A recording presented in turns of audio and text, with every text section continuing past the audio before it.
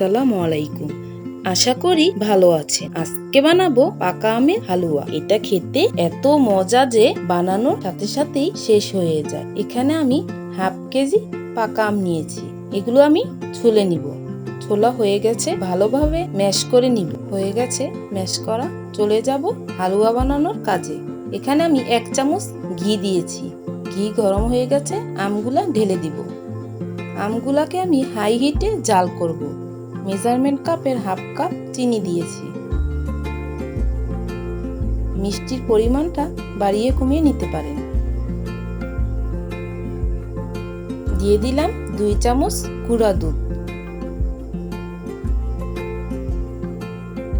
ভালো করে নেড়ে মিশিয়ে নিব। স্বাদ মতো লবণ দিয়ে দিব, 1 মুঠ কিশমিশ। ঘন হওয়ার আগ পর্যন্ত ভালোভাবে জাল করে নিব।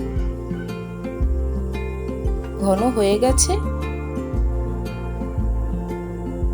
এই পর্যায়ে আমি আমগুলো নামিয়ে নিব। চামচ দিয়ে ভালোভাবে ছড়িয়ে নিব। দিয়ে দিব কুচি করা কাজু বাদাম। বাদামটা দেওয়ার চেষ্টা করবেন, এতে খেতে আরো ভালো লাগে। হয়ে গেছে আমার আমের হালুয়া। ভিডিওটি এ পর্যন্তই। আল্লাহ হাফেজ।